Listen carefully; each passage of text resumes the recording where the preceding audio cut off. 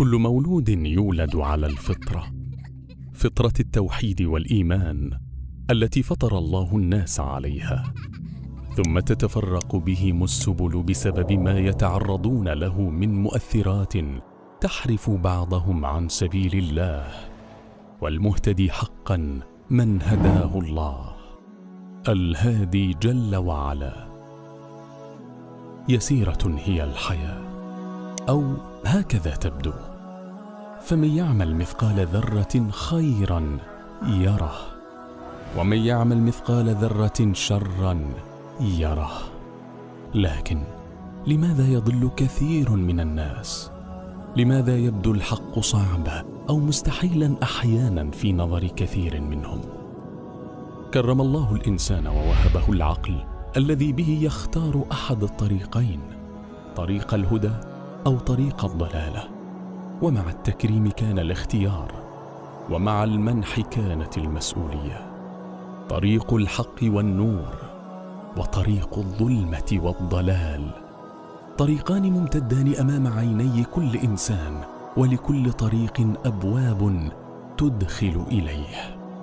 شهوات تريد للقلب أن يميل، وشبهات تريد له أن يضل، والله قد هدانا سبيل النجاة ودلنا على طريق الخلاص، وحذرنا عاقبة اتباع الشهوات والشبهات. والخير والشر يصطرعان في كل نفس، فإما أن يغلب الشر فيكون الشقاء بمعصية الله، وإما أن يغلب الخير فتكون السعادة بطاعته. الغاية الكبرى من وجود الإنسان عبادة الله وحده، وحياتنا مجرد امتحان، ونحن ضعفاء فقراء تغلبنا شهواتنا، ولا بد لنا من معين في امتحاننا ومن مرشد في رحلتنا. ولذلك أمرنا أن ندعو في كل يوم في كل ركعة من ركعات الصلاة: اهدنا الصراط المستقيم. الحياة بدون هداية عبث وتخبط. من أجل الهداية بعث الله الرسل وأنزل الكتب. الهداية ليست معرفة الحق من الباطل فقط، بل هي اتباع الحق واجتناب الباطل. فالهداية دلالة وإرشاد، والهداية إعانة وتوفيق. فإن زلت قدمك وتاه رأيك وتنكبت الطريق بعد هدى، فسل الهادي سبحانه أن يعيدك إلى الصراط السوي ويثبتك على الحق القويم.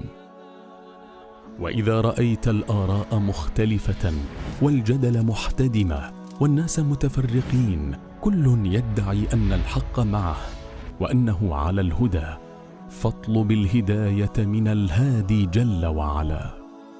قف بين يديه ليلا في خلوة هادئة، واطرق بابه، وادعه بدعاء نبينا صلى الله عليه وسلم: اللهم رب جبرائيل وميكائيل وإسرافيل، فاطر السماوات والأرض، عالم الغيب والشهادة، أنت تحكم بين عبادك فيما كانوا فيه يختلفون، اهدني لما اختلف فيه من الحق بإذنك، إنك تهدي من تشاء إلى صراط مستقيم.